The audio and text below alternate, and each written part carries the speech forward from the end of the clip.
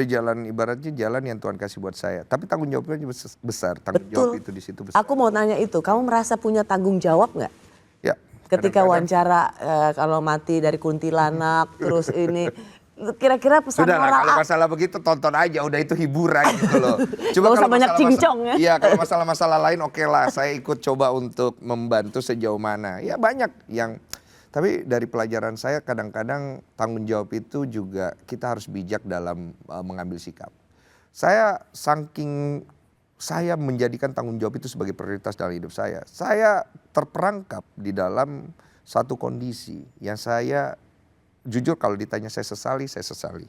Tapi saya bukan orang yang hidup dalam penyesalan. Apa itu?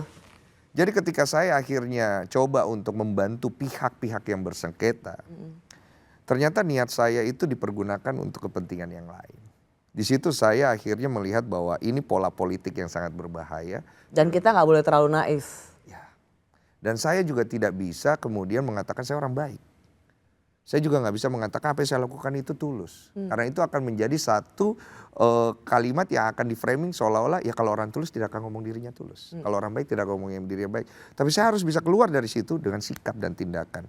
Akhirnya ada konsekuensi yang harus saya ambil dan ada luka yang harus saya terima. Dan saya berkata pada diri saya, ini pelajaran paling besar Denny. Bahwa apa yang kita lakukan konsekuensinya tetap ada. Siap nggak? Kalau cuma mau main aman, tidak mau terluka, kita nggak bisa panjang nih. Dan kita mungkin tidak akan pernah lebih besar daripada ini. Akhirnya saat itu saya memutuskan bahwa oke, kita harus berjalan untuk siap menerima segala konsekuensi, hujatan masyarakat dan mungkin ketidaksetujuan masyarakat yang akhirnya dilempar ke kita. Akhirnya saya dari situ tuh baru bisa ngerti, oh posisi pemerintah tuh kayak gini juga kali ya. Posisi presiden kayak gini juga. Berarti gitu. dari situ pelajaran berharga kamu menjadi seorang podcaster, yaitu oh ini sebuah tugas yang gak cuma ngemeng-ngemeng.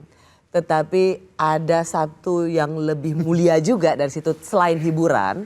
Tetapi ada satu tanggung jawab yang harus diemban. Bahwa luka itu ada perjalanan, tetapi itu justru kayaknya bikin kamu makin tumbuh dan makin besar. Mungkin ya, karena bagian daripada kehidupan itu adalah penderitaan. Penderitaan itu kan shape the person gitu loh. Bagaimana besi mengasah besi, manusia mengasah manusia. Keadaan mengasah mentalitas kita untuk bertumbuh jadi lebih besar. Karena alam itu tidak pernah salah memilih.